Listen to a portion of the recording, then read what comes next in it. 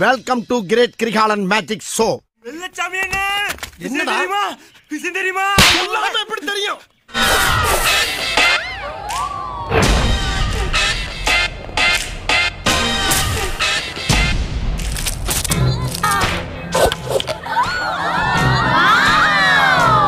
மாசமா நான் தேடிக்கிட்டு இருந்தேன் வரான்.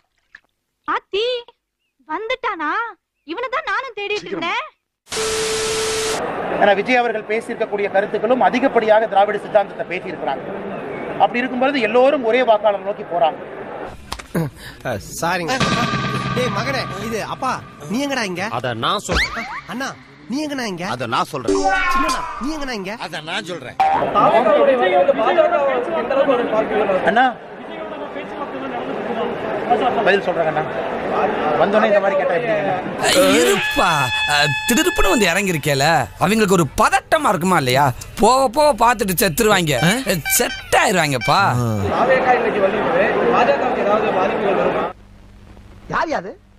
கேக்குற கேள்வியை பார்த்தா ரிப்போர்ட்டர் மாதிரி தெரியல. யார் அது? Who is the black sheep?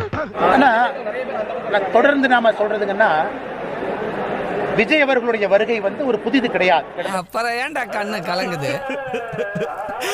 சரி சரி, ஒரு ஆண்டு காலமாக பேசப்படக்கூடிய ஒரு விஷயம். அதுவும் விஜய் அவர்கள் குறிப்பாக அவருடைய சித்தாந்தம். இந்த சித்தாந்தம் கொஞ்சம் புதுசு. என்ன புதுசுனாங்கன்னா, இன்னைக்கு அவர் வந்து எல்லா விஷயத்திலிருந்து கொஞ்சம் கொஞ்சம் எடுத்து அந்த விஷயத்தெல்லாம் ஒன்னா சேர்த்து இதுதான் என்னுடைய சித்தாந்தம்னு சொல்றாங்க.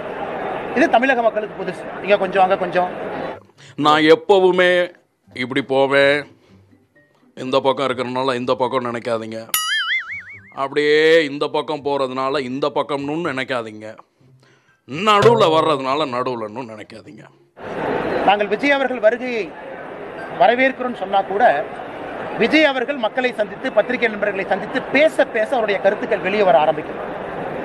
ஒரு கட்சியினுடைய அதிகாரப்பூர்வமான தலைவராக விஜய் இருக்கிறாங்க. அக்டோபர் 28ஆம் தேதி அன்னைக்கு மாநாடு நடத்தி இருக்கிறாங்க. அக்டோபர் 28ஆம் தேதி அன்னைக்கு மாநாடு நடத்தி இருக்கிறாங்க. அக்டோபர் 28ஆம் தேதி அன்னைக்கு மாநாடு நடத்தி இருக்கிறாங்க. விஜய் அவர்கள் வந்து பத்திரிகை நண்பர்கள்ட்ட பேச பேச இன்னும் நிறைய வெளியே வரும். என்ன நினைக்கிறாங்க, என்ன சொல்ல வர்றாங்க. நீங்க சார் இவ்வளவு டார்ச்சர் பண்றீங்க? அதுக்கு அன்னைக்கு தான் உண்மையாலுமே ஒரு பத்திரிகை நண்பராக இருந்தாலும் சரி, தமிழக மக்களாக இருந்தாலும் சரி, ஒரு அரசியல் கட்சிக்கும் இருக்கக்கூடிய ஒற்றுமையும் சரி வேற்றுமையும் சரி பார்க்க முடியுங்கண்ணா.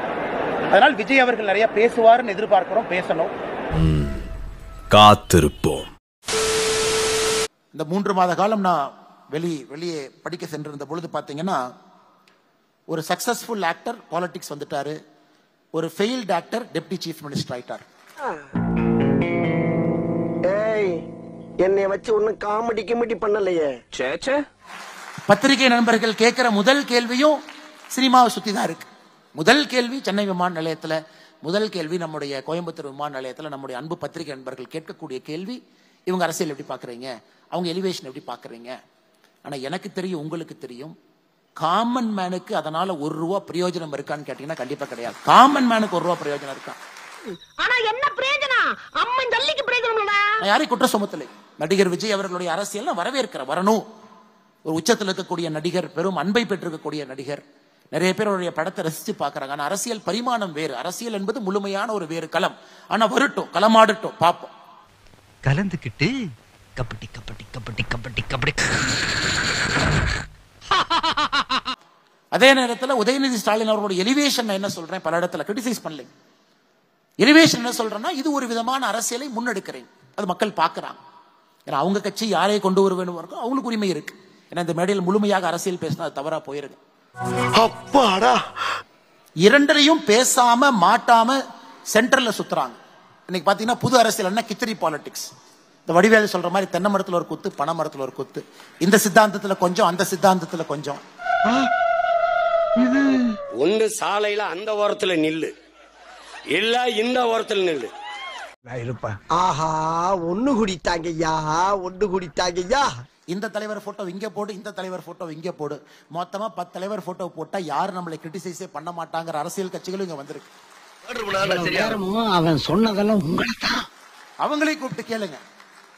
அது எப்படிங்க ரச சாதத்தையும் தயிர் சாதத்தையும் சாம்பார் சாதத்தையும் கலந்து வச்சுட்டு இது புது ஐட்டம்னா எப்படிங்க சாப்பிடுவாங்க? புது காம்பினேஷன் நல்லா இருக்கும். என்ன கேட்டதானே? ரச சாதம் சொல்லுங்க, சாம்பார் சாதம் சொல்லுங்க, தயிர் சாதம் சொல்லுங்க. மூன்றுக்குமான மூணையும் சேர்த்து மக்கள் சாப்பிடுவாங்கன்னா சாப்பிட மாட்டாங்க. சீ வேண்டாம். சாப்பிடணும். வேண்டாம். அந்த அரசியல் உலகத்துல எங்கேயும் ஜெயிச்சது கிடையாது. இங்கேரியா என்ன ஏதாவது ஒரு பாசிட்டிவா பேசணும்னு பார்த்தா தர்தினியம் பிடிச்ச மாதிரி பேசிட்டு இருக்கேன். இங்க மறக்காம சர்ப்ரைஸ் பண்ணுங்க. தேங்க்யூ.